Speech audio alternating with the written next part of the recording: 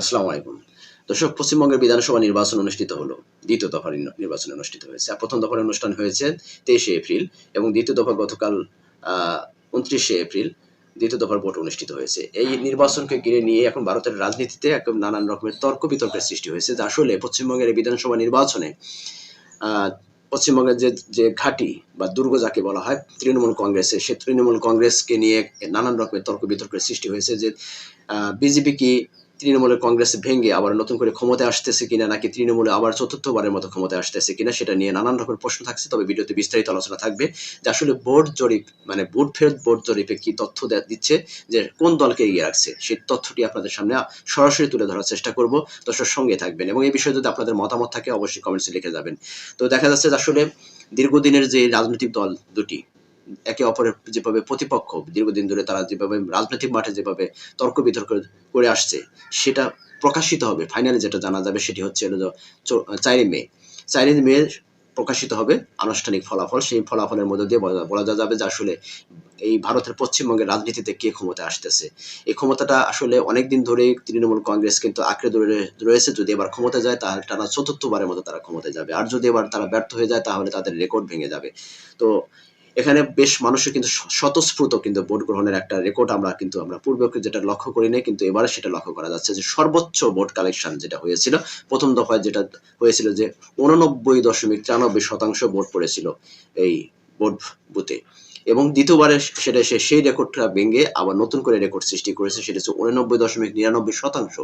এটি ভারতের ইতিহাসে বা তথা পশ্চিমবঙ্গের ইতিহাসে সর্বোচ্চ রেকর্ড। এই রেকর্ডটা কিন্তু এর আগে আমরা কখনোই দেখিনি ভোট গ্রহণের ক্ষেত্রে। তবে এবারে মানুষের যে স্বতঃস্ফূর্ত তাদের যে অংশগ্রহণ, এই অংশগ্রহণের মধ্য দিয়ে তারা বার্তা দিচ্ছে যে আসলেই পুরনো শক্তিকে তারা কি ধরে রাখতে চাচ্ছে, নাকি নতুন কোনো শক্তিকে আবার ক্ষমতায় আনতে চাচ্ছে। এটি ফলাফল জানতে হলে অবশ্যই আপনারা একটু বুথ ফেরত যে তথ্যগুলো আছে সেই তথ্যগুলো আপনাদের সাথে শেয়ার করলে আপনারা বুঝতে পারবেন যে আসলে বুথ ফেরত যে তথ্যগুলো এরা আসলে কতটুকু সঠিক বা কতটুকু মিথ্যা, নাকি কতটুকু আসলে গ্রহণযোগ্য, কতটুকু গ্রহণযোগ্য না, সেটা আপনারা বুঝতে পারবেন। দর্শক, ৬টি জরিপ সংস্থা এর মধ্যে বুথ ফেরত সমীক্ষার একটা ফলাফল প্রকাশ করেছে। এর মধ্যে ৪টি সংস্থার সমীক্ষা রাজ্যের ক্ষমতাসীন তৃণমূল কংগ্রেসকে টপকে প্রথমবারের মতো ভারতীয় জনতা পার্টি অর্থাৎ বিজেপি পার্টিকে সামনে এগিয়ে রেখেছে, এবং দুটি যে সংস্থা আছে তারা তৃণমূল কংগ্রেসকে এগিয়ে রাখছে। যে দুটি যে তৃণমূল কংগ্রেসকে যারা এগিয়ে রাখছে সেটা হচ্ছে জনমত পোল সংস্থার প্রকাশিত পরিসংখ্যানে দেখা গেছে তৃণমূল কংগ্রেস বিপুল সংখ্যাগরিষ্ঠতা পাচ্ছে। জরিপ সংস্থাটির পূর্বাভাসে বলা হয়েছে যে মমতা ব্যানার্জি নেতৃত্বাধীন দল তৃণমূল কংগ্রেস ১৯৫ থেকে ২০৫টির মতো আসন পাবে। এটি হচ্ছে দুটির যে ফলাফল, সেটি হচ্ছে যে জনমত পোল। আর বিজেপি পাবে ৮০ থেকে ৯০টা আসন। তাছাড়া জরিপ সংস্থা পিপলস পালস তৃণমূল কংগ্রেসের জন্য ১৭৭ থেকে ১৭৮টি আসন এবং বিজেপি ৮৫ থেকে ১১০টি আসন পেতে পারে বলে পূর্বাভাস দিচ্ছে। এই দুটি সংস্থা থেকে তৃণমূল কংগ্রেসকে এগিয়ে রেখেছে। অন্যদিকে বিজেপির বড় জয়ের ইঙ্গিত দিয়েছে প্রজাপোল জরিপ সংস্থা। তারা বিজেপিকে ১৭৮ থেকে ২০৮টি আসনের মধ্যে জয় হওয়ার পূর্বাভাস দিয়েছেন। আর তৃণমূল কংগ্রেসকে এই পোলের তথ্য অনুযায়ী ৮৫টি থেকে ১১০টি আসন তারা এই সংস্থা থেকে জানানো হয়েছে। তারপর পি-মার্কের সমীক্ষা অনুযায়ী দেখা যাচ্ছে যে পশ্চিমবঙ্গের বিধানসভা নির্বাচনে বিজেপি ১৫০ থেকে ১৭৫টি অর্থাৎ ১৫০ থেকে ১৭৫টি আসন পেয়ে সংখ্যাগরিষ্ঠতা অর্জন করতে পারে বলে পূর্বাভাস দিচ্ছে তারা। আর তৃণমূল কংগ্রেস সেটা ১১৮ থেকে ১৩৮টি আসন পেতে পারে বলে তারা এই ফলাফল প্রকাশ করেছে। এবং ম্যাট্রিজের জরিপে অনুযায়ী ১৪৬ থেকে ১৬১ আসনটি পেতে পারে বলে পূর্বাভাস দেওয়া হচ্ছে বিজেপি। আর পোল ডায়েরির সমীক্ষা বলছে যে বিজেপি পেতে পারে ১৪২ থেকে ১৭১টা আসন। বিপরীতে তৃণমূল যথাক্রমে ১২৫ থেকে ১৪০টি এবং ৯৯ থেকে ১২৭টি আসন পেতে পারে বলে পূর্বাভাস দেওয়া হচ্ছে। তবে আমার এই জরিপটা আমার কাছে কিছুটা হলেও গ্রহণযোগ্য মনে হচ্ছে। সেটি হচ্ছে যে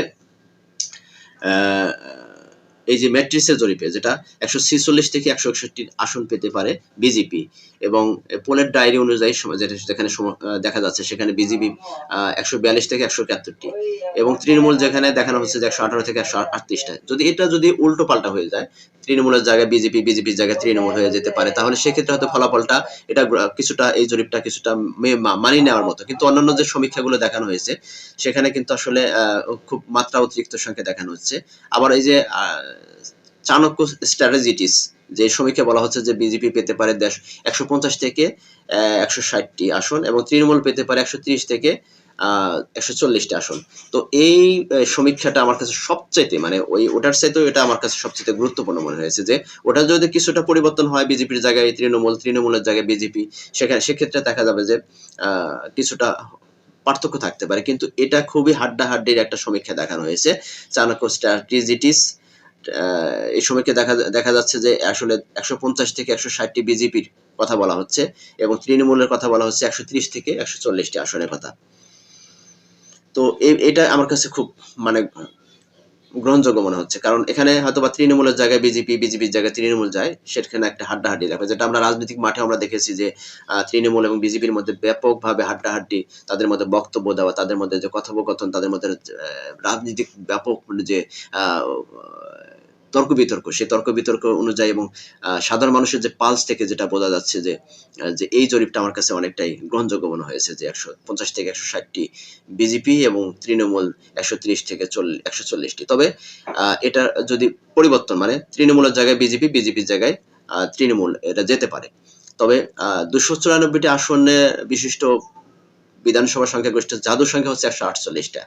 এই 148 সংখ্যাটা আসলে এটাই আসলে কে পাবে, অর্থাৎ বুথ ফেরত তথ্য অনুযায়ী যে এখানে তৃণমূলের যে দুর্গ আছে, এই দুর্গটাকে আসলেই বিজেপি ভেঙে দিতে পারবে কিনা সেটা নিয়ে এখন ধোঁয়াশা কাটতেছে না। তবে এটা ধোঁয়াশা কাটবে কখন? 4 মে। আমরা 4 মে ফাইনাল চূড়ান্ত জানতে পারবো, ফাইনাল বিষয়টি জানতে পারবো। সেটা হয়তোবা আমাদের মাঝে আর কয়েকদিন আছে, কয়েকদিন পরে আমরা সেই তথ্যগুলো জানতে পারবো। তবে দর্শক, এই যে 6টা সংস্থার যে আপনারা যে সমীক্ষা দেখলেন, সেখানে এই সমীক্ষার মধ্যে আপনার কি মনে হচ্ছে যে আসলে তৃণমূল কংগ্রেস নাকি বিজেপি, ভারতীয় জনতা পার্টি, তারা পশ্চিমবঙ্গ নেতৃত্ব দেবে, নাকি তৃণমূল কংগ্রেস আবার চতুর্থবারের মতো তারা নেতৃত্ব দেবে?